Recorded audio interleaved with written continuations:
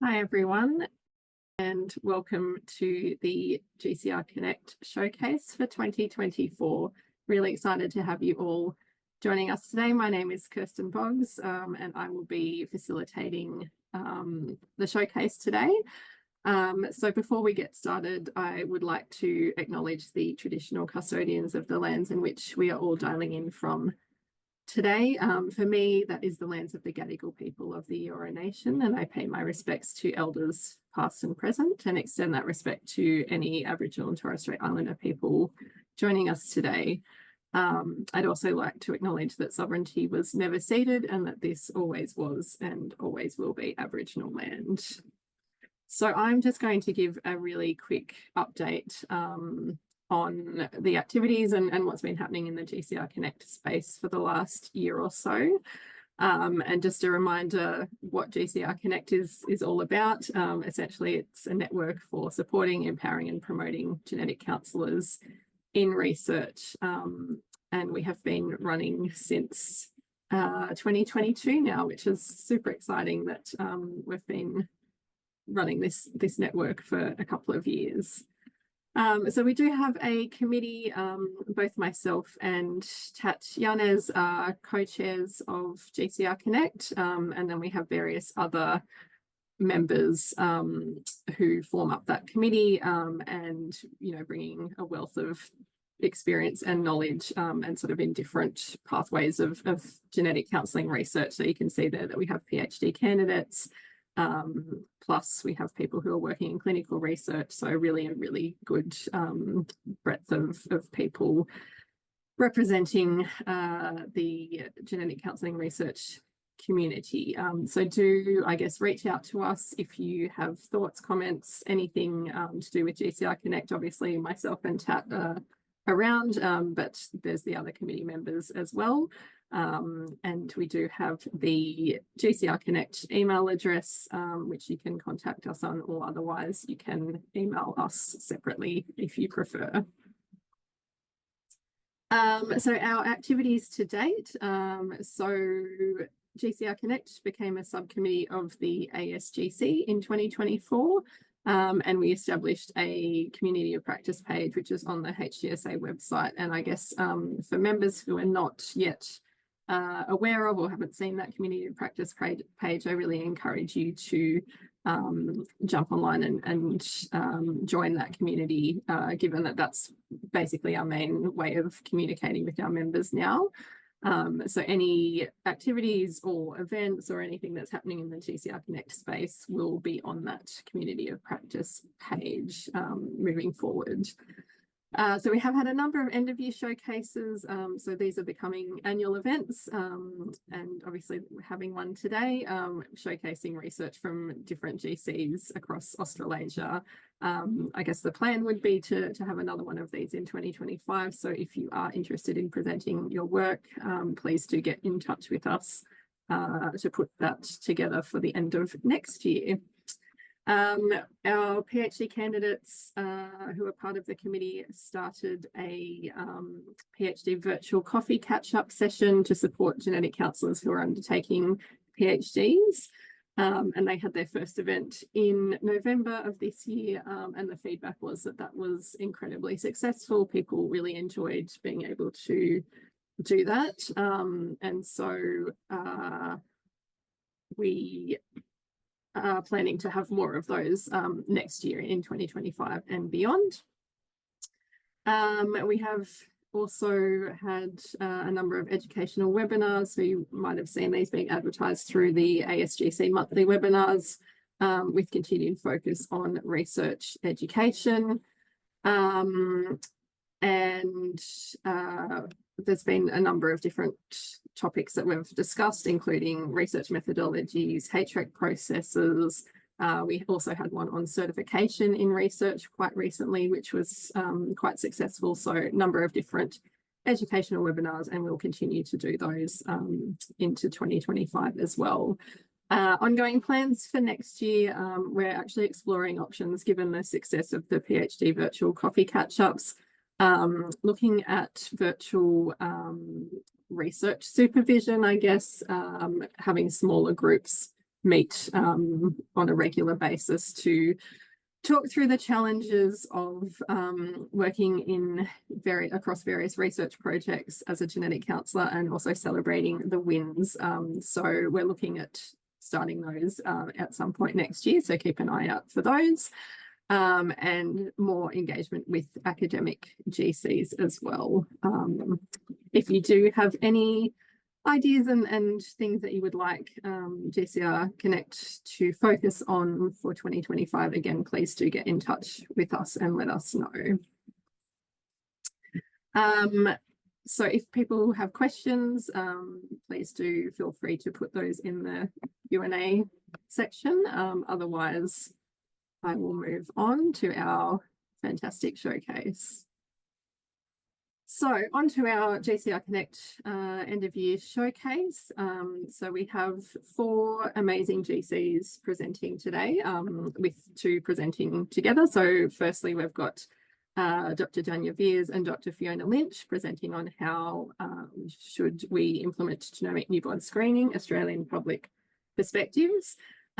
We will then hear from Anita Kanga-Parabia, who will present on improving a perinatal genetic screening for migrant communities, a community-engaged grounded theory study with healthcare providers and India-born parents. And then finally, we'll hear from Eliza Courtney, who will present on evaluating the utility of germline whole genome sequencing in children with cancer. So I'm going to stop sharing and introduce Dr. Janya Veers and Dr. Fiona Lynch. Thanks very much, Kirsten. Thanks, Fiona. She's going to share our screen. Thanks, Kirsten, for inviting us to participate in today. We're really excited to share our work with you. This is some work that Fiona and I have been doing together as part of the Baby Screen Plus study, which is one of the newborn screening programs where we did some pilot work screening babies in Victoria as part of an MRFF grant. So I'm sure we're all aware of this, but newborn screening in Australia is a government-funded public health initiative. We screen for approximately 25 conditions, but that depends on which state or territory you're in. It's generally done by a heel prick test. So that's happens either usually in the first 48 hours of life. And it's done either by a nurse or a midwife. And it can happen either at hospital or in the home, depending on what's happening and how fast they get out of hospital. And it's usually that person, the nurse or the midwife, who takes consent for that blood sample to be taken as well. The laboratories use biochemical testing, so that they look for abnormal biomarkers in the blood. And cystic fibrosis is just an exception, where they actually do some genomic screening as well. And if they do find an abnormal sample result, then parents are informed by the telephone, and they will be asked to come in for confirmatory testing just to check what that result is. And then if that comes back positive, then they'll have to get referred to a relevant specialist or a multidisciplinary team clinic. But genomic newborn screening is something that is now, it seems it's inevitable. So there are a bunch of different places around the world, different research groups that are doing it now. Notably, the BabySeq was obviously one of the first ones, but Genomics England is obviously one of the most recent ones that's starting to their big study on that. So we need to start thinking, next tab, we need to focus on when and how to do this rather than just whether we should be doing it or not. So in line with that, why do we do that? Well, there are lots of benefits from doing genomic newborn screening. So it obviously screens for a lot more conditions faster, which increases the chance of diagnosis. It reduces the time to a diagnosis, so we don't have that long diagnostic journey, particularly for some of those really rare conditions that babies might get, and also reduces invasive investigations. So we wouldn't need to do a lot of things like muscle biopsies that we used to do in the past for some of the metabolic conditions, for example. And that means we can implement treatments and preventative measures a lot earlier for these babies, which increases their health outcomes and quality of life. But there are some challenges associated with genomic newborn screening. And one of the major things is, what do we test for? Obviously, we can test for a lot of different things. And who decides what we test for? Should we be involving the public in that? And that's something we've been exploring in our study. How do we inform prospective parents about what their choices are, about what they can test for? And how do we obtain informed consent for something which is really much more complex than in the standard newborn screening program? We also need to think about what we're reporting. So do we just report class 4 and class 5 findings? What do we do if we find incidental things? What about if we find variants of uncertain significance? And then a major question is, how do we actually pay for this as well? and what's the impact on the healthcare system of all these babies that we might be finding a lot earlier, and what they might have like lots of follow-up required. So we were fortunate to be involved in the Baby Screen Plus study that was funded through the MRFF Genomics Future Health Missions, and this is being led by Sebastian Lunk and Professor Zornitza Stark at the VCGS. And so this was really, next slide, next tab. This was really a pilot study. So looking at 1,000 babies in Victoria, and we have actually reached recruitment, has been completed now, which is exciting. We've screened for more than 500 conditions in these babies, and it wasn't really to look at trying to represent the population in Victoria, but it was more just an acceptability and feasibility study and trying to think about whether we can do this at scale. So we were really interested prior to starting the recruitment, what the public thought about this, and public perspectives are really important because we need to know what they find acceptable, because obviously we want to try and maintain as higher involvement rate of the public as possible. And if we don't have acceptability, then we're more likely to have people not agree to have their babies screened. So we were really looking at the public's perspectives on a whole bunch of things, but mainly the benefits and concerns, and a lot of things around implementation. So when, how to offer it, which conditions to test for, what kind of consent we should be doing, and who should pay for it. And I'm going to hand over to Fiona now to present the results. So in total, we had, here we go, 75 participants across 15 focus groups, and these were run across a couple of months. We had mostly women, mostly those from a metro area, and most of them had children as well. Most were born in Australia, and most spoke only English at home. And this was pretty expected based on how we recruited these people. So we basically just sent out a really general ad on Facebook, asking for anyone over the age of 18 who lived in Australia. Participants were screened for eligibility and diversity by a phone call. We asked them to watch a video on newborn screening and genomics before they attended the focus group, and these focus groups ran for an hour and a half. We used a tool called Mentimeter, asking participants to rank the characteristics about genomic newborn screening that were important to them, and that led to some further research with another team. Focus groups were audio recorded and transcribed, and we analysed them using inductive content analysis. So as you can imagine, 75 participants generate quite a lot of data. Just for the purpose of today, I wanted to share with you just a few of our major findings. So at the beginning of each of the discussions, we asked participants a polling question to launch the discussion, but also just to gauge their views. The first half of focus groups were asked one question, and the second half were asked another. So the first half of focus groups, we asked whether they thought genomics should be used in newborn screening programs. And prior to the discussion, most were pretty supportive of this. Post-discussion, participants were a little bit more wary. Some were less sure, or some were confident that genomics shouldn't be used. The second half of focus groups, we asked whether a genomic newborn screening program that includes genomics, whether that should be run any differently to standard newborn screening. Some said yes, some said no, some were not sure prior to the discussion, but post-discussion, more were confident that a genomic newborn screening program should be run differently. So from these focus groups, we really wanted to garner whether we really should offer this at all. We found that participants were generally in favour of genomic newborn screening, and they recognised that this was because of the potential for more children to receive early treatments and surveillance, etc. So this participant, for example, says, if there's any information that as a parent could be helpful, particularly if there are a lot of early interventions for a multitude of conditions that are really, really beneficial, the sooner you might be able to access those, the better. So based on this, we asked for their focus groups how we should talk about genomic newborn screening with parents. They wanted in-person conversations, so face-to-face, but they also wanted the option to have some written or online resources if they felt they needed it. So I think you'd probably want a health professional delivering the information, and then some people won't want to know anything further. They'll understand it. Some people will need a fact sheet, some will want to watch a video, but I think you need a human at some point too. We asked participants when they thought we should get consent for genomic newborn screening, and most suggested that doing that during pregnancy was much more appropriate than doing it at or immediately after birth. I don't think it would be fair to put it onto someone who's just given birth, whether we go ahead and test. So you need time. You need time to think and make an informed choice. Because of this, participants really recognised that health professionals needed to be equipped to have these conversations. So, and particularly those health professionals that were involved in pregnancy care. So the GP or the midwife, just in their general checkups, if they're the people that you're regularly going to talk about the pregnancy, then it would make sense that they would let you know that that option's available. But participants also felt that maybe parents or future parents should have access to a genetic counsellor if desired, and this is really reassuring for us genetic counsellors, right?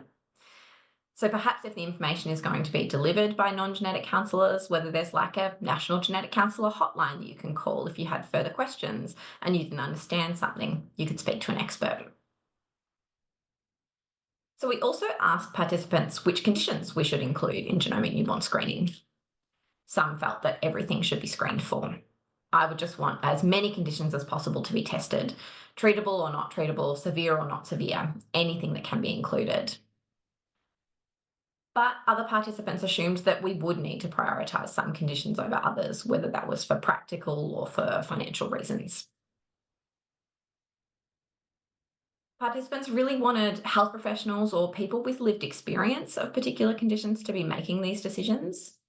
So this participant recognises, I don't have any lived experience directly of any conditions, and I think the opinions of people who live with these conditions, their opinions may in some way be more valuable than mine.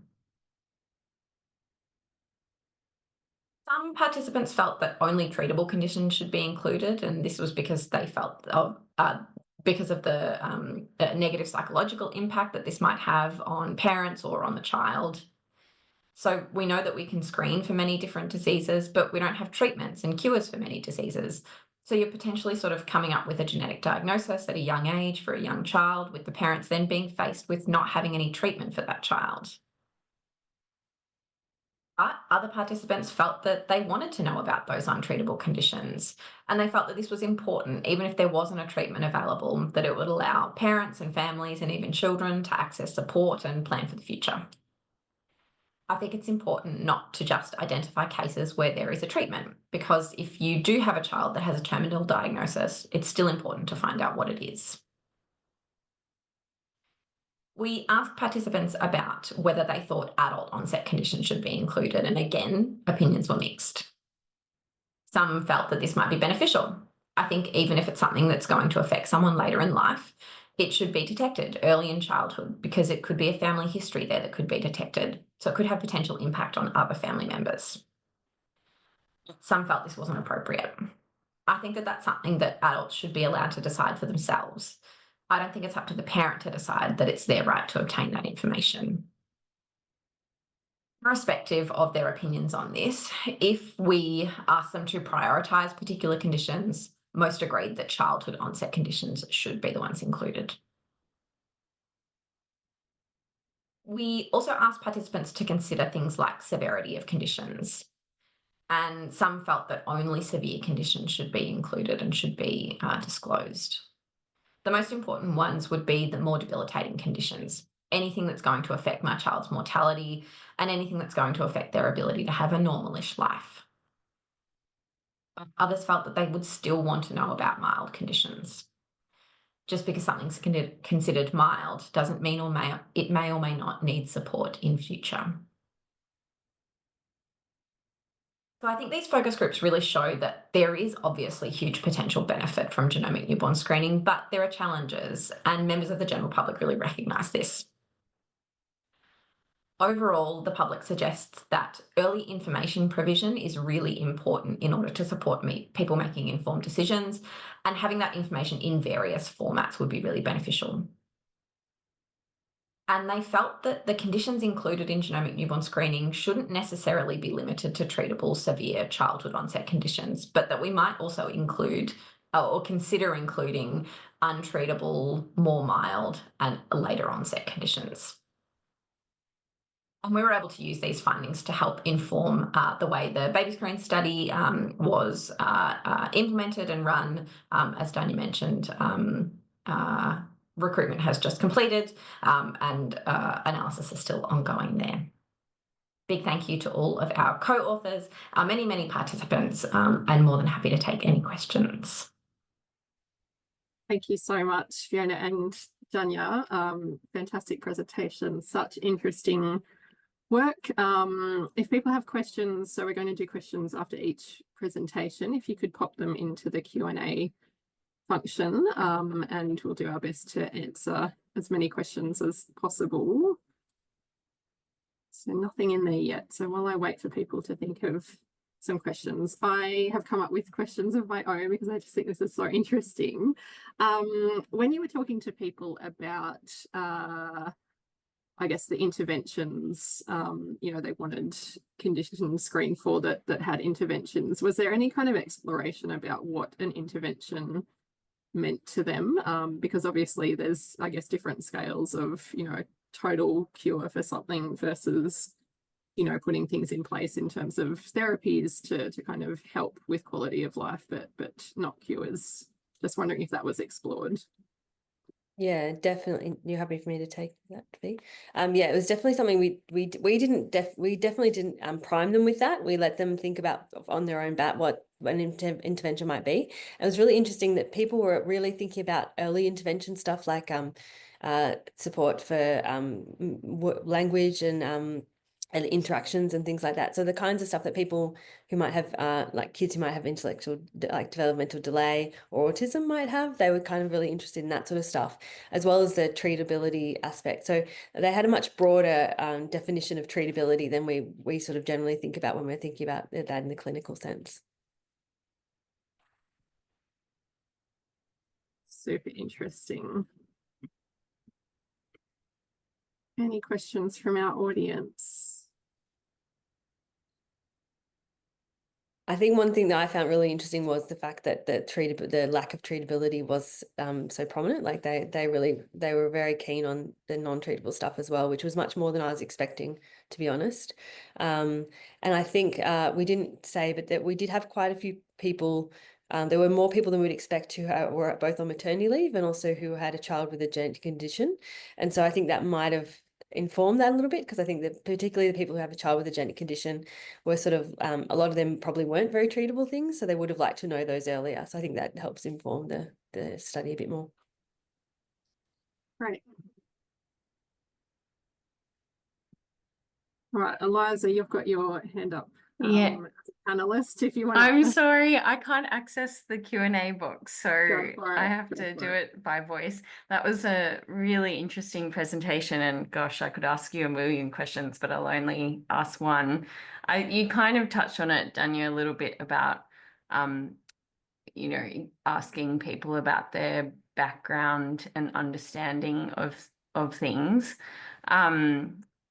But I guess one of the questions I have, and I'm not sure if you explored it in these studies or whether it could be something that you could look at in future, is the challenges of identifying something in the recessive form that causes severe early onset phenotypes, but in the heterozygous form, maybe more later onset, adult onset phenotypes. And this occurs a lot with the cancer predisposition conditions, which are finally starting to be discussed and thought about for newborn screening. So things like constitutional mismatch repair deficiency, Fanconi anemia. In their biallelic setting, you know, it is very helpful to know during early childhood for interventions such as surveillance, or if someone's diagnosed with an AML, thinking about bone marrow donor selection. But in their heterozygous state, for the mismatch repair genes, but some of the Fanconi anemia genes like BRCA1, 2, PALB2 in the heterozygous state cause adult onset cancer risk. And I'm not sure if you explored those nuances at all with the public questionnaires, but it'd be really interesting to know. Well, I mean, we only had an hour and a half, so we didn't get into that kind of we didn't really get into nitty gritty about that sort of stuff. I guess some of the things we talked about that might be relevant are the level of certainty that people wanted. And I would say most people were really keen on things that were like more definite, that they would actually occur. So that might tie into that a little bit in the sense that some of those things that have later onset might not be so definitive. But also I guess the later onset, the stuff that was a little bit more sketchy. Do you want to comment on that at all, Fee? I guess just to say that certainly didn't get into anything quite that specific, but that these sorts of issues were raised by participants independently, I think.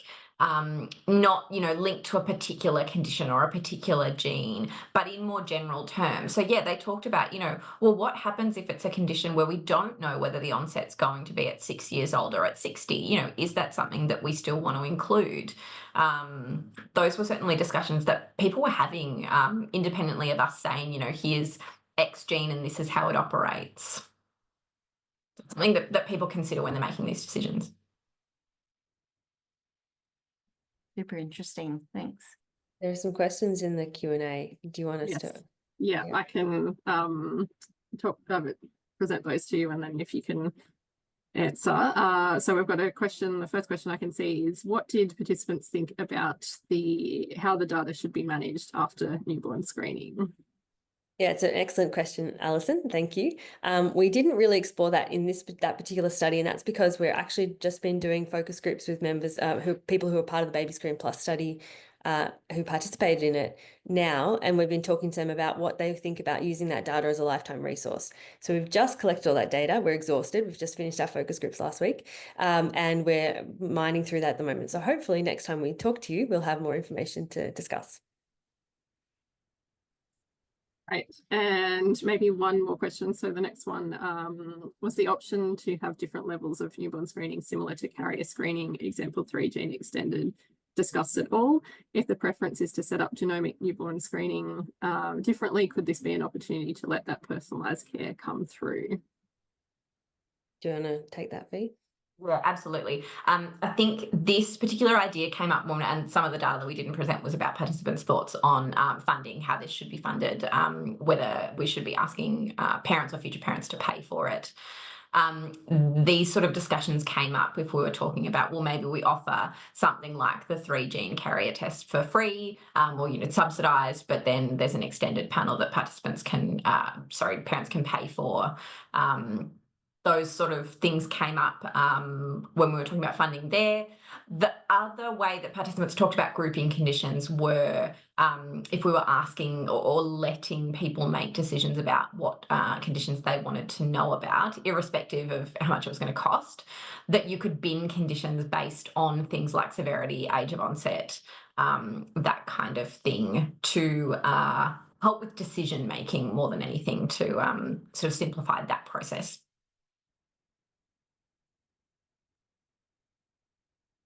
Wonderful, thanks both. Thank you for a wonderful presentation. I can see there's a couple of other questions in the chat, but if you are happy to just type your answers to those, that would be much appreciated. So we will move on now to it's my pleasure to introduce Anita Kanga-Parabia. So she will be presenting on improving perinatal genetic screening for migrant communities, a community engaged grounded theory study with healthcare providers and India-born parents. Thanks, Anita. Thank you, Kirsten. I will just share my screen. So today I am going to be presenting on part of my PhD research, which is about improving perinatal genetic screening for migrant communities. And as Kirsten mentioned, it's a community engaged grounded theory study with healthcare providers and India-born parents. And I wanted to just also acknowledge that I'm joining from the land of the Wurundjeri people of the Kulin Nation, and I pay my respects to elders past, present, and emerging. And I also wanted to note that my work does benefit from institutions that have unfortunately been complicit in eugenics and scientific racism. And my goal through this research and my work in general is to move our field that bit closer towards equity and anti-racism. I also wanted to acknowledge that the positionality that I bring to this research. So I'm a Parsi Zoroastrian woman, which means I have Persian ancestry. My parents and most family members were born in India, and I was born in Australia. I've lived in and been to school in both Australia and India. I speak English and also a little bit of Hindi and Gujarati. And professionally, I'm a genetic counsellor and also a public health researcher. So it was both my personal and professional experiences that led me to notice and question gaps in genetic healthcare for many different people and communities, and this includes people who are born overseas. So the area that I'm specifically working in is perinatal genetic screening. And what I'm referring to here is screening where the primary aim is to provide people with information about their chance of having children or pregnancies with genetic or chromosome conditions. So this includes reproductive genetic carrier screening, maternal serum screening, non-invasive prenatal testing, and also newborn screening. And in many parts of the world, the offer of screening is recommended as long as it's optional. It's often provided by healthcare providers such as genetic counsellors, but also often GPs, midwives, obstetricians, fertility specialists, and also supplemented by written materials and online materials. And in order to facilitate screening, informed decisions, and offer screening as an option at population scale, it's really important that screening programs can provide equitable information and support for everyone in the community.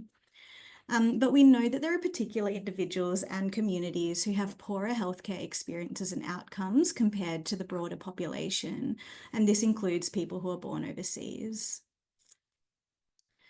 So in terms of people who are born overseas, in relation to their general healthcare, we know that people experience delayed or limited access to healthcare, inadequate or incorrect information about their health and healthcare, challenges navigating health systems, and also lower empowerment or autonomy in relation to their health. We conducted a scoping review at the beginning of my PhD to understand how this applied in the perinatal genetic screening setting, and we did this at the international level. So we found that the key issues in relation to this was that people who were born overseas were often not being offered screening on time or at all. They were receiving information that was confusing, inadequate, culturally inappropriate, or not in the correct language. They were sometimes seeing healthcare providers who were not meeting their needs or expectations. Some were feeling pressured to have screening, and some were experiencing structural barriers to information support and screening. So what can we do about this? And I guess that most of our minds will go, well, surely there are some interventions that we could develop in relation to this. But I guess the first step to do that is really to understand context-specific needs. And so in relation to that, the aim of my research was to understand and explain how perinatal genetic screening in Victoria works from the perspective of people who are born in India and healthcare providers. So we chose to work with one specific community group, and that was so that we could target our research to ensure that it was culturally appropriate and acceptable for this community. And we specifically chose the Indian community for various reasons. Some of the main reasons were that it's the highest group of women who are giving birth in Victoria and Australia after those who are born in Australia. Also, because of my own Indian background, I kind of have the cultural understanding and knowledge to bring to the project. And also from the practical perspective, we had access to a community researcher to work with, who I'll tell you a little bit more about later. We also worked with healthcare providers so that we were hearing not just from the people who are receiving the care, but also the people who are often delivering it. So in terms of the study design, we're taking a grounded theory approach, which is informed by critical theory and engagement approaches. So when I refer to critical theory, I'm really talking about the research describing and critiquing social norms, and also aiming to promote social justice through this research. The engagement I will talk to you a bit about on the next slide. In terms of participants, as I mentioned, we've got 2 groups. So people can take part if they're born in India and have heard of perinatal genetic screening and have been pregnant in Victoria in the last 10 years. And healthcare providers can also participate if they've practiced clinically in the last 10 years in Victoria and talk about screening with their clients. So we've used a whole bunch of recruitment approaches to invite people to take part. So we've used community and professional networks, organisations, social media and word of mouth.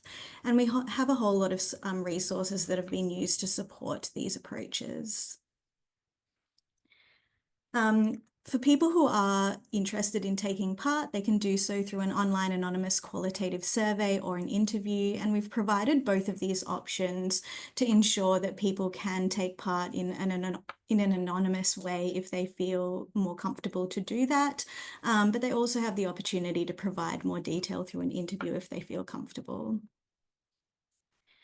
In terms of analysis, we're using grounded theory methodology, and really what this involves is moving from an initial coding, which involves kind of being really close to the data and describing what's going on, and progressively moving up into an abstract form of coding that moves towards a theory. And really the difference here is that we're really trying to explain what's going on and not just describe it. So kind of explaining what's actually leading to the process to be like this and what are the consequences of it being like this. And I just wanted to note that all community methods are being conducted in Punjabi, Hindi and English, and also that in line with grounded theory methodology, the data generation and the analysis are happening at the same time. So in terms of engaging with community and healthcare providers, I've been lucky enough to have received some funding to employ a community researcher on this project. Her name is Karamdeep and she's born in India and uses Punjabi, Hindi and English. So she's really brought a huge amount of cultural and linguistic expertise to this project.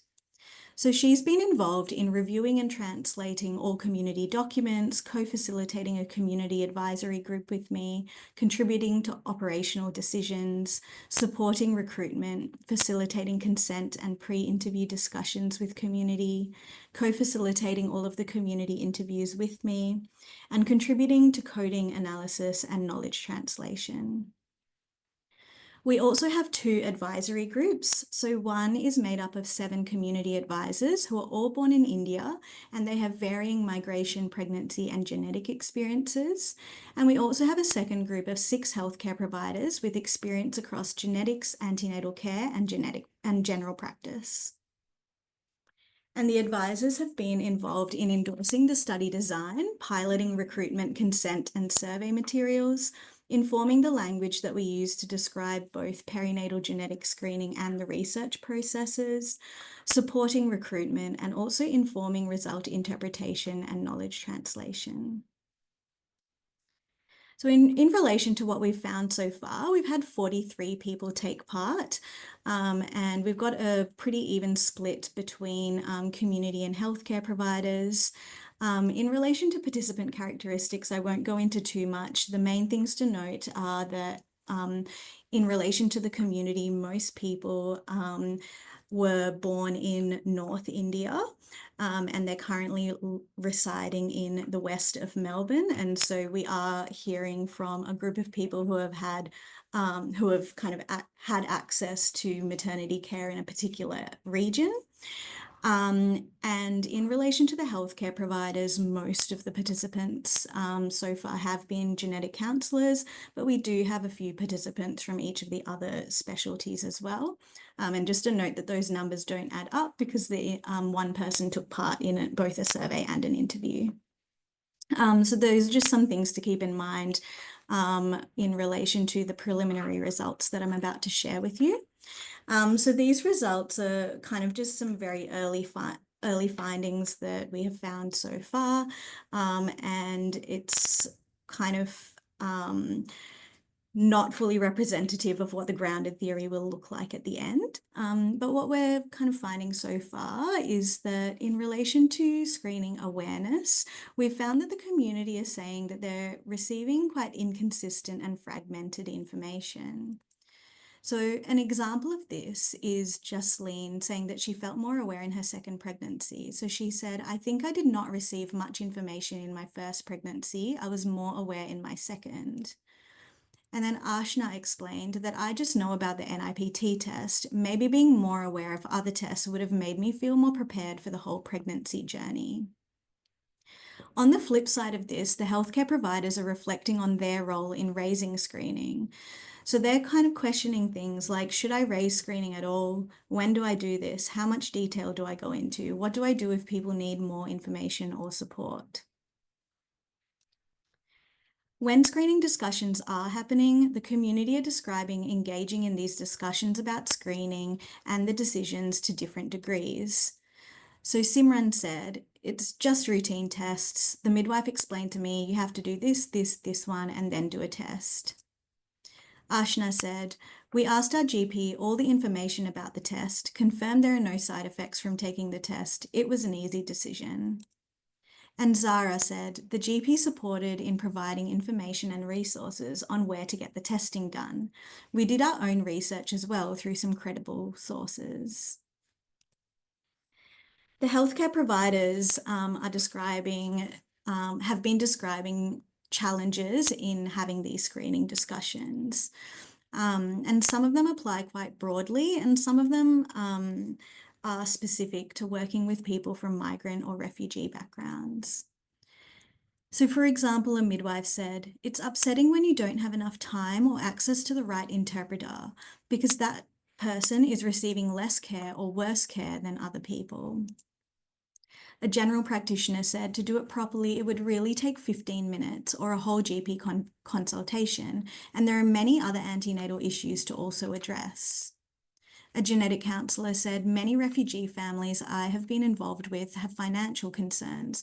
I often feel guilty raising these options when I know a family is struggling financially." And another genetic counsellor said that these screening discussions can feel insignificant in the context of previous trauma. So there are really some systematic issues going on here and also some kind of individual level conflicts that the healthcare providers face. In relation to improving care, the community have really been focusing on, the community needs are primarily wanting access to early information about all of the screening options, access to appropriate written resources, and this means written resources that are culturally appropriate and in multiple languages, and also having access to healthcare providers if they do want to discuss their decisions. The healthcare providers are really the primary needs that are coming out of the data so far are that healthcare providers are really wanting screening education to be directed at GPs, community, and healthcare providers who are respected by the community. Healthcare providers have also expressed need for resources to support the screening discussions and also again highlighted the importance of translated materials. And they've also talked about wanting clear referral pathways for more in-depth support. And so the outcome that kind of across the board that's coming out is people are just wanting better community access to screening information and support, and to screening itself. But I guess the question that's come up for me is, how do we actually get from these needs to the desired outcome? And so then in the next stages of my analysis, I'm really looking into what are the things that are kind of stopping us from getting from the desired needs to the outcomes. And one of the core kind of concepts that really keeps coming up is a lack of responsibility and accountability. And so that's really what I'm exploring in the next lot of data collection and analysis. So I guess as I progress, my next steps are to continue the data collection or the data generation and analysis, and develop the grounded theory. And the intended impacts of this work are to contribute to evidence about perinatal genetic screening delivery, to inform culturally safe perinatal genetic screening practice, and to inform culturally safe and collaborative research as well.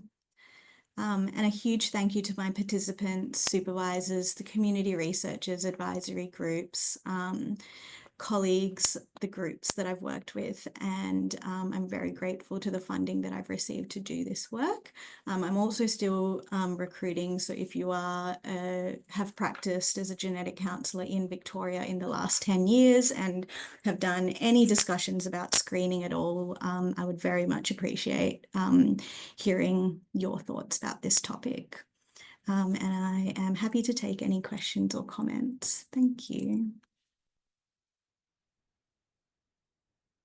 Thanks so much, Anada. That's such interesting and important work. While I wait for people to pop their questions in the Q&A function, I guess I've got a question for you around, you mentioned that you have a bit of a recruitment bias in terms of your, I guess, your participants. Do you have plans to try and get people from outside of those areas, and if so, how are you tackling that? Yeah, so we have definitely been trying, and we continue to do so. So on the community side, I guess the main reason that we have access to people in that region is because the community researcher is very well connected in that region. And so we've got a lot of warm contacts there, whereas in other parts of Victoria, particularly areas where there are people who are born in India living, we do have advisor representation, but we're finding it a little bit harder to kind of it's just taking more time, I guess, to build up that trust and network with that community. So it kind of really, I guess, demonstrates who we have established trust with already versus where we're needing to kind of do that work a bit more. And we also have had kind of mixed responses from different organizations and different council areas. So the council areas in that region have also been very responsive, whereas we've had a little bit of difficulty in engaging particular areas because of the way that the processes of the councils work. So that's been quite interesting as well. And in terms of plans to continue that, we're really trying to use things like social media and community organizations to access groups that we haven't been able to access. But I guess that what we have found is that most of our participants have come from word of mouth. So we've been tracking where all the participants are coming from, and most of them are within 3 degrees of separation from one of us. Yeah, on the healthcare provider side, we've also found that I guess, again, it's, I'm very embedded in the genetic counselling world. I'm very lucky that I have had access to that profession. I think as well, with that, we're trying a whole bunch of approaches. So we're going through RACGP and the other relevant professional bodies. We've started trying some education presentations where an invitation to my research is tacked onto the end. We are inviting like warm contacts again. Yeah, so we're trying a whole bunch of things. Yeah. Well, good luck. I hope it results in some sort of more diversity for you in terms of your recruitment. There's a question, well, there's a comment for you, so I will let you read through that one. And then there's a question saying, great work, Anita. You mentioned many of your participants were from North India. Are you anticipating there are cultural nuances between people from different parts of India that might impact your results? So I think, thanks for that question, Stephanie. So I think at the start, we were kind of considering whether cultural considerations might, how cultural considerations might play into this. But one of the things as we've moved along is that we've realized that the real big issues at the moment are actually the lack of awareness and the lack of information. And what are the factors that lead to that happening? It's often related more to the language and the context. And so I'm kind of a bit, I guess I'm kind of less concerned about the cultural differences now. But for example, in the future, if we're doing a co-design of some informational materials, then I would really want to make sure that we've got that diversity so that we are hearing the different cultural perspectives. But I think from that kind of the migration journey experience, we've kind of got quite a good picture of the diversity of how people migrate into Australia and how that impacts how connected they are with community and all of that. And thank you so much for that lovely comment, Alison. All right, we might leave it there. Thank you so much, Anita, for your wonderful presentation. So lastly, I'd like to introduce Eliza Courtney, who will be presenting her work on evaluating the utility of germline whole genome sequencing in children with cancer. Thanks, Eliza. Okay, so I'm really thrilled to be able to share a little bit of our data from the Zero Childhood Cancer Study today. So this is work that was more preliminary work that led to the development of my PhD work. But it really is the work of many, many people. And I just want to start off first by acknowledging all of the people who are involved in Zero. It's a giant machine that works across the whole country, and actually now it's gone international for New Zealand. So, it's from the clinical teams through to logistics, getting samples to CCI, and then the interpretation, and then getting those results back to the clinic for patients in real time. It's really a phenomenal effort for children and adolescents and young adults across the region. So a little bit of background, I guess, for those who don't work in cancer genetics or have had experience in cancer genetics. Just about our approaches to detecting germline cancer risk. So traditionally, we've followed, particularly in pediatric cancer patients, a phenotype first approach. So you see a patient, you ask them about their clinical history, their family history, and decide what testing to perform based on the information available, particularly the tumor type in the child. And this typically is can be single gene. More often these days it's a multi-gene panel, but it's very targeted towards the information that you have. Whereas we've had a number of broader sequencing studies, predominantly in the setting of Australia and New South Wales, looking at the use of broader whole genome sequencing in children with cancer that is really changing the landscape in this setting and in this context and how we do things, and perhaps maybe suggesting that our clinical testing guidelines may not always be doing the job that they're there to do. So one of the main questions really is, should germline whole genome sequencing become standard of care in the clinical management of children and young people diagnosed with cancer?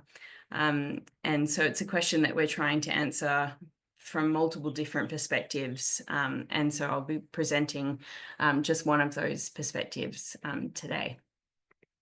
So whenever a new medical intervention is or innovation is introduced into clinical care, you've heard from Danya and Fiona about looking into different aspects of utility of whole genome sequencing for newborn screening. It needs to have a really thorough assessment or evaluation of utility. And really, the high level definition of this is the balance, the overall balance of potential benefits and harms, and that can be at the patient level, the family level, society level, multiple different perspectives. We tended to think about diagnostic utility for a long time, but I think everyone here would appreciate that in the space of germline sequencing and testing approaches, the definition of utility is far broader. And so it's not just about how we can diagnose a condition, it's also many different aspects, both from the clinician's perspective, the medical management perspective, but also the perspective of patients and their family members, as well as the broader society. And of course, this evaluation of utility really needs to undergo periodic review, because perhaps a particular intervention at one particular point in time may no longer be suitable. Sorry about that, as things change and develop and evolve over time.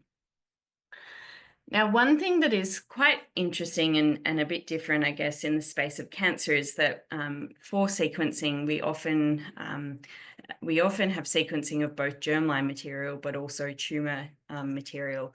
And both of those really tell a story, and they can tell a little bit about each other. I'm sorry, I've just got a crick in my throat.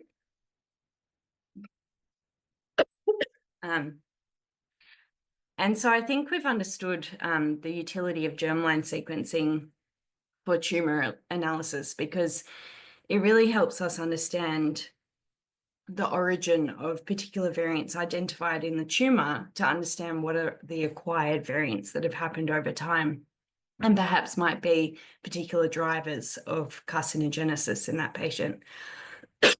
It also helps us identify heritable disease risk, as this audience would appreciate. But I guess one thing that we don't really fully understand is how useful it is having the tumor genomic sequence for understanding more about the germline. And this is less well established. And there is potential to inform the interpretation of germline findings, and that might be novel genotype and phenotype associations, or perhaps variants of uncertain significance, trying to clarify the curation of those particular variants. So I wanted to share a little bit about Zero, because as I mentioned before, it's a big machinery with a lot of history. And so it first began or launched in 2015, and it started off with a pilot study referred to as Target, and this was just in New South Wales, so just looking at the Sydney Children's Hospital network, and they've recruited children with poor prognosis cancers, so usually cancers that have less than 30% chance of survival over the next 5 years. And basically that was the goal of that was to understand, well, what's the feasibility and acceptability of doing this type of testing in kids.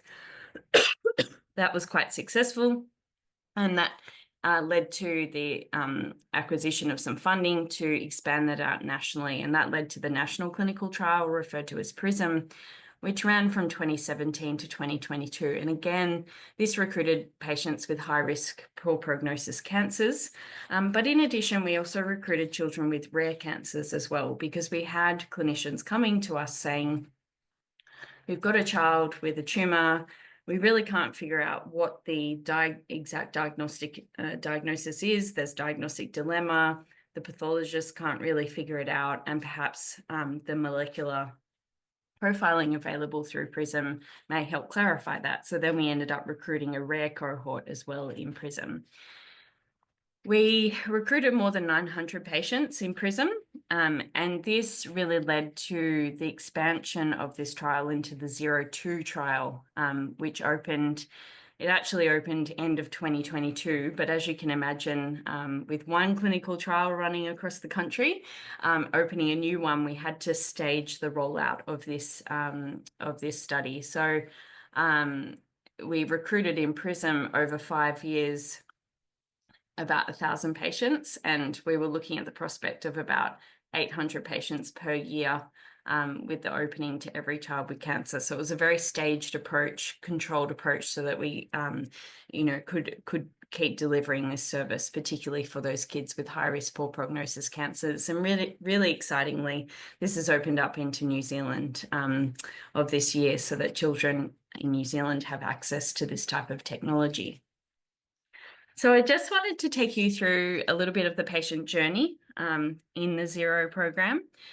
So when a child is unwell and attends hospital and there's a suspicion of cancer, the consent is performed by the treating oncologist. And so this is consent for both germline and tumour samples to be sent and collected, sequenced, and consent about the return of germline findings. The consent structure is a little bit different between PRISM and 02 based on our learnings and family feedback over time.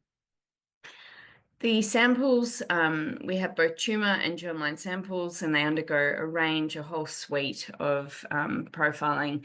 The tumour and germline DNA samples undergo germline whole genome sequencing. We perform RNA whole transcriptome sequencing on the tumour sample, as well as tumour methylation profiling. This is particularly useful for example, CNS tumours in children to classify various different types of tumours based on their methylation status.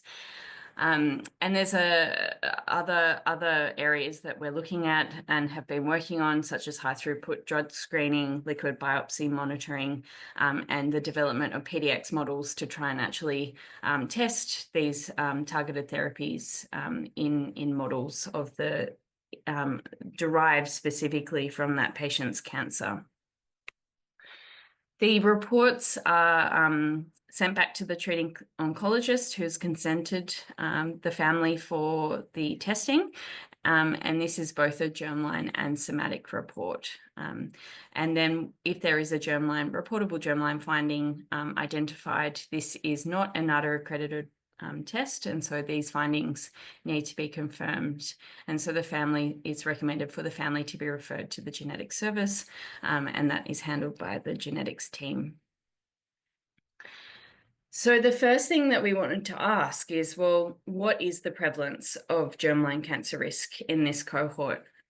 And so these findings are from the PRISM cohort, the first 496 patients that were recruited to the PRISM study. So these are findings from a paper that we have just submitted, very excitingly. And I just want to acknowledge my co-joint first author, Dr. Noemi Fuentes-Bolanos, who's a joint trained pediatric oncologist and clinical geneticist who worked on this with me.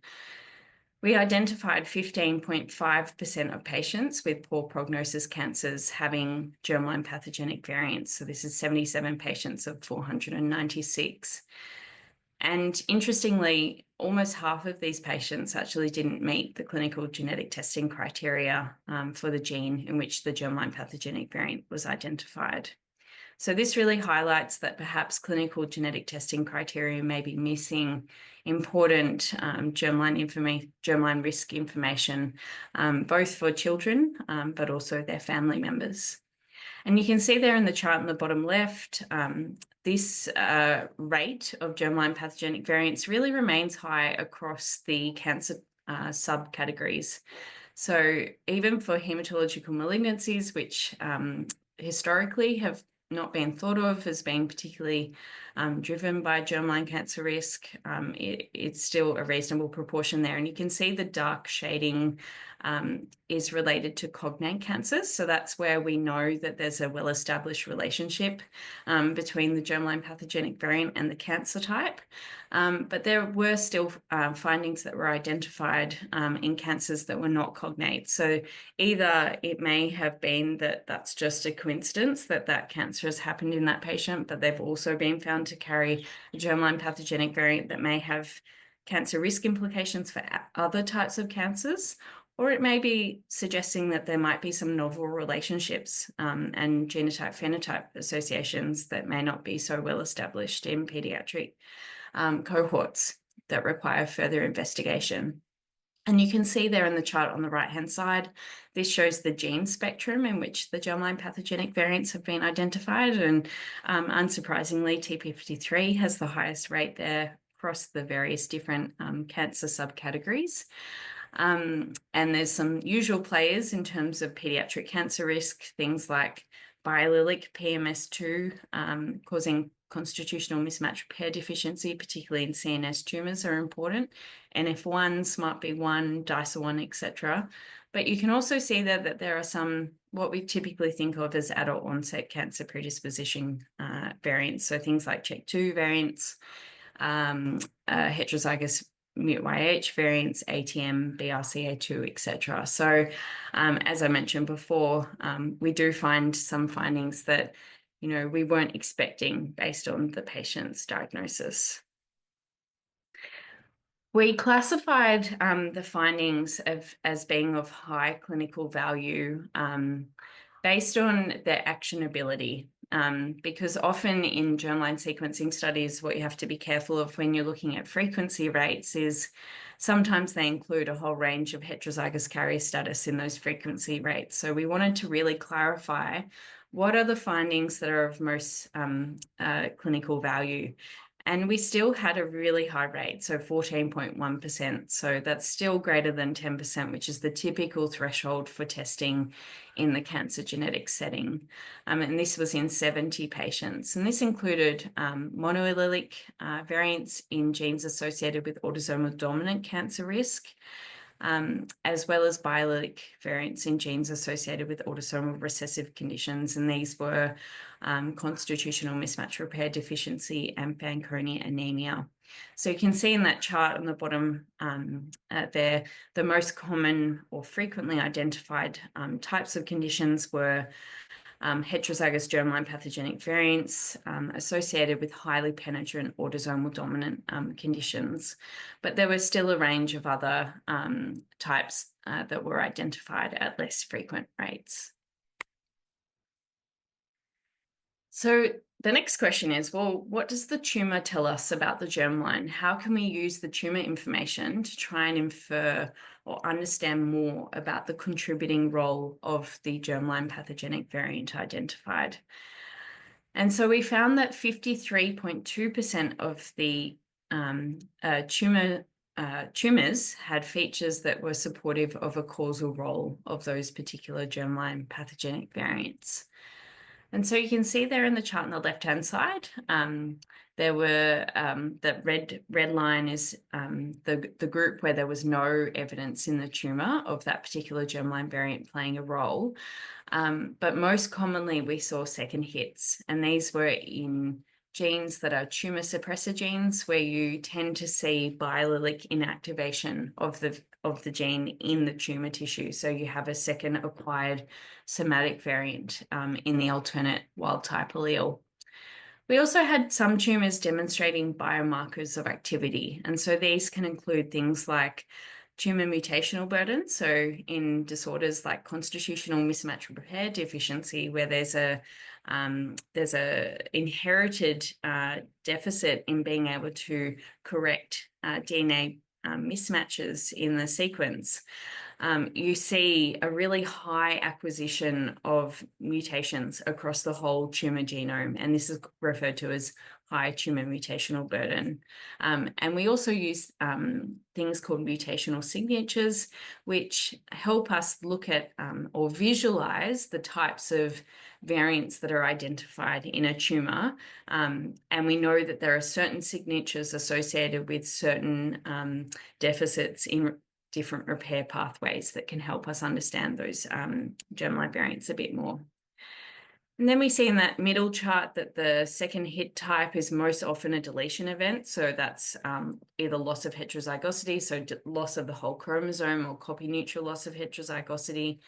But we do have SNVs and small indels, which is the next dark navy line with the mole label. But we also have some evidence in the RNA data. So that is the ASE there. So that refers to as allele-specific expression. And so we might not necessarily see a second hit in the DNA level, but we might see specific expression only for the transcript that has the variant in it, which suggests that it's only the defective protein that's getting translated and no wild type protein being translated. And so this is also displayed in this chart on the right-hand side. You can see there that in the germline, there were very few cases where there was no wild type allele, so patients who are born with biallelic variants in a particular gene. And then there's a portion that lose the second hit, so lose the wild type allele at the DNA level. But you can see there above the dotted line where it's shaded darker grey, that's the additional value add that the RNA information gives us, because that's showing that the wild type transcript in the RNA is lost. And then it's only specific expression of the variant transcript in that particular tumour, suggesting that there's no wild type protein in the tumour. We identified supportive tumour features more commonly in cognate cancer types, as you would expect, so 80% compared to 15.6% in non-cognate. And you can see there in the left-hand chart that whether or not it's cognate, it had a much higher darker shade, referring to, yes, that there is tumour evidence. And if we look at the genes where we're seeing this evidence of tumour activity or a causal role of the germline pathogenic variant, you do tend to see this more often, commonly in the genes associated with pediatric cancer onset. So the ones that are the more thought of as adult onset cancer predisposition variants, so CHEK2, ATM, BRCA2, etc. You can see there on the right-hand side, they're less frequent to have evidence of tumour activity of a causal role of that germline pathogenic variant. We found that tumour features informed germline interpretation in 14.3% of the variants, germline pathogenic variants, and this was 11 of them. And it actually increased the germline pathogenic variant detection rate by 8.5%. And how this happened, it either triggered manual curation of the whole genome sequencing data. So this was for 3 cases, and a case example of this was a patient with relapsed pre-B ALL. In the tumour, we identified a heterozygous inversion of a gene referred to as Icaros, which is a common somatic change that we tend to see in pre-B ALL. However, the Icaros gene had only had preliminary evidence of there being a risk in the germline if someone inherited a germline pathogenic variant in this gene.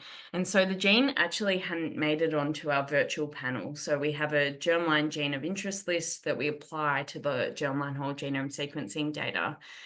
And so this prompted us to think, could there be that second hit actually in the germline? So the first hit being in the germline, and this inversion is actually the second hit that we're finding.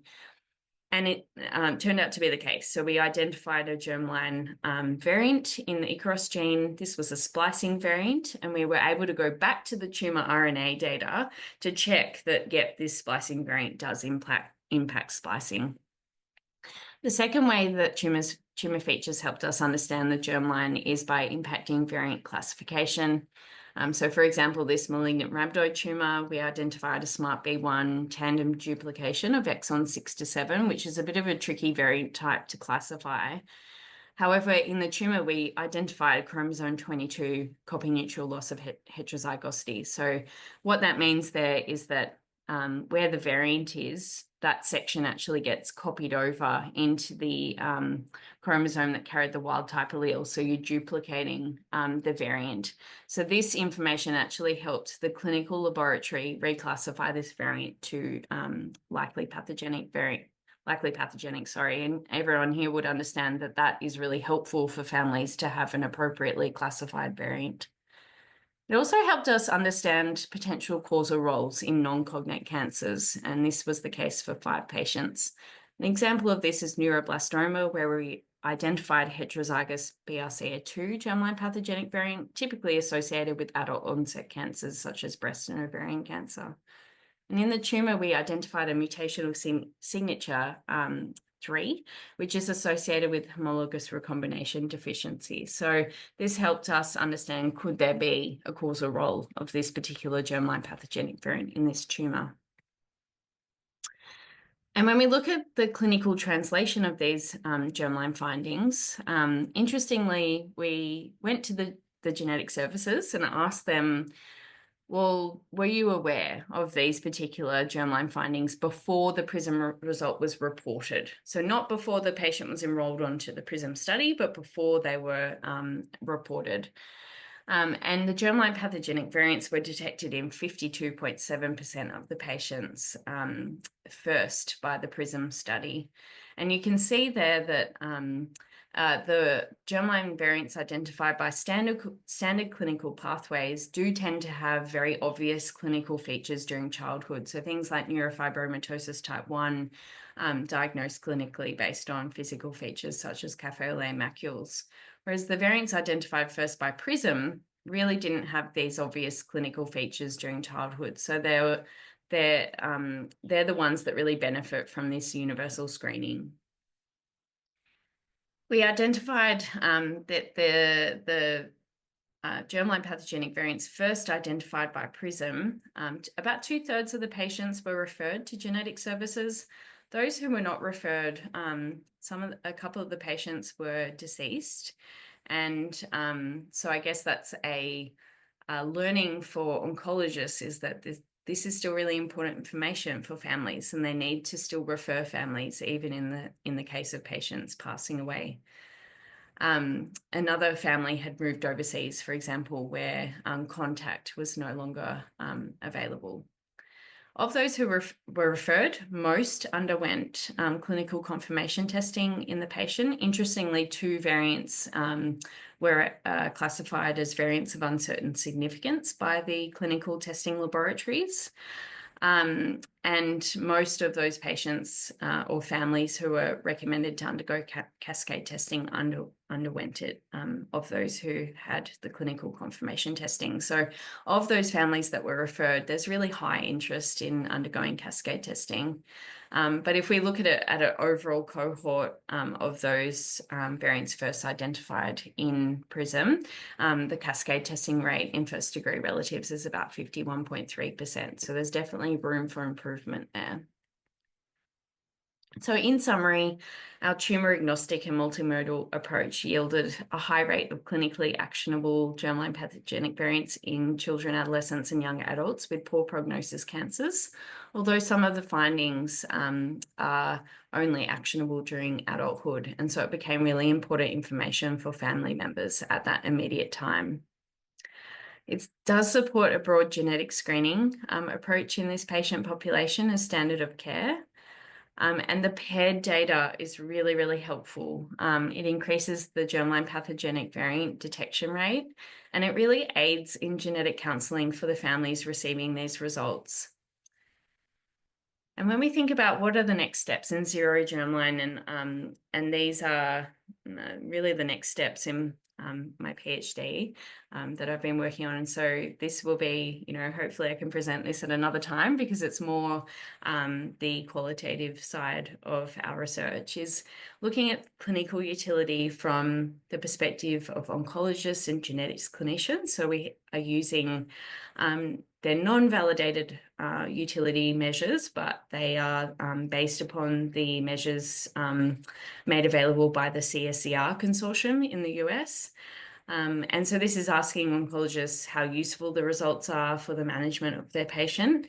And then from the genetics clinicians, asking more about how did it change management in the future, also for family members. We're wanting to understand from the perspective of the curation scientists how useful it is having the tumour data there for their curation. And then really importantly in our field in genetic counselling is the personal utility and the perspectives of the families who are participating. And so we're using the personal utility validated measure with parents and adult patients to gather their perspectives, and this will be supplemented with complemented with some qualitative interview data, as well as trying to investigate the flow-on effects for further family members in terms of identifying germline cancer risk in children with cancer. So I just want to acknowledge the Zero Germline team. I'm really fortunate to work with lots of wonderful people, and I'm sure many of the faces there are familiar to you.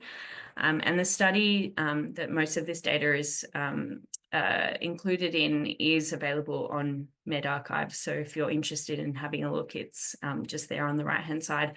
I have bolded and underlined all of the wonderful genetic counsellors that have helped contribute to that paper, particularly Mira Warby, my colleague and partner in crime, as well as Sarah O'Sullivan over in WA and Lisette Kono down in Victoria. And just acknowledging my PhD supervisors, Mark, Kate and Claire there, as well as some of my colleagues who are on my expert panel to help guide the research.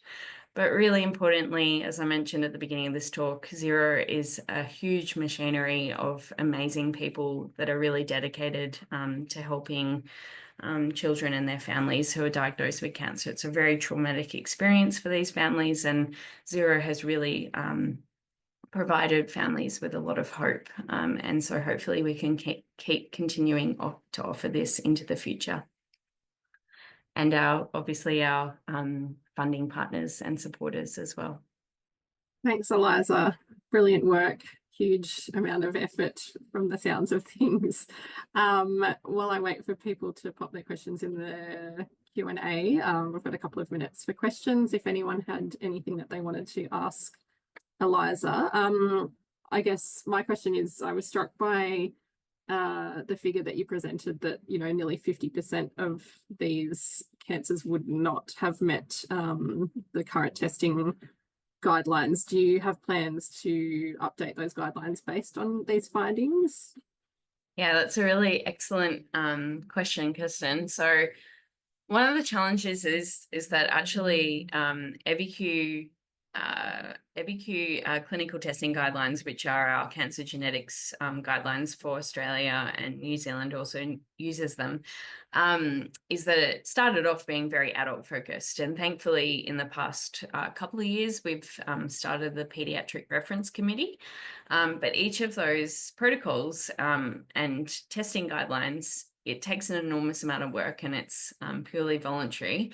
And then once you get down to pediatric cancer genetics, it's a very small community. So it's a huge amount of work for a small group of people. And so there are actually a number of those genes that we just don't have protocols for yet, but are in the works. So for example, and I think this just speaks to how fast we're identifying new genes that are involved in pediatric cancer. So for example, ELP1, which is a gene that can be associated with some neurodevelopmental conditions in the recessive state, but in the heterozygous state, loss of function variants in ELP1 were identified in particular subtype medulloblastoma. The challenging part is, in terms of risk management, is, well, what's the actual penetrance? What's the risk over time? How do we manage people appropriately? But So the testing guidelines in Australia and EverQ usually go hand in hand with a risk management protocol. So, but it's still really helpful for those families to know, yeah, they did have a germline ELP1 variant, even if we don't have a great idea of what the penetrance is, what is the risk for siblings or other family members if they also carry that variant.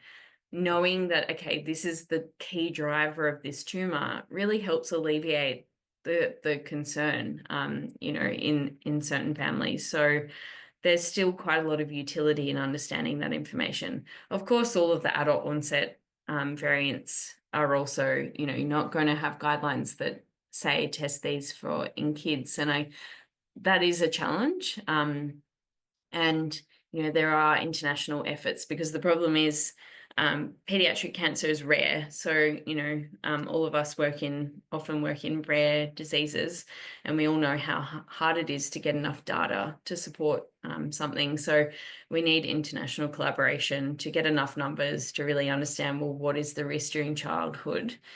And understand why is it that this particular child with this particular, typically adult onset germline variant, developed cancer, and is there a relationship? And that, I think, is one of the key questions that will be, you know, hopefully answered over the next several years as we have more data, particularly that paired tumor data available.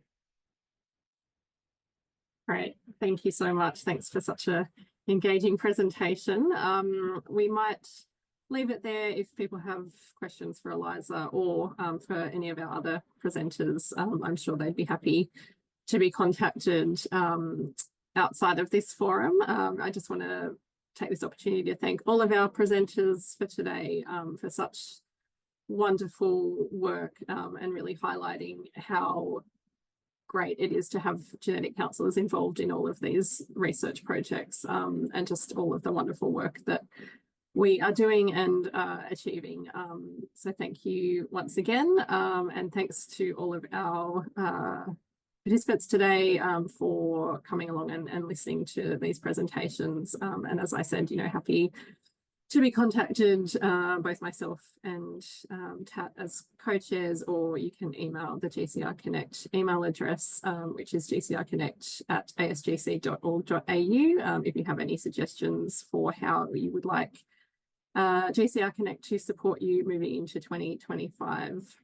Thank you so much for joining us, and we'll see you again soon. Thank you.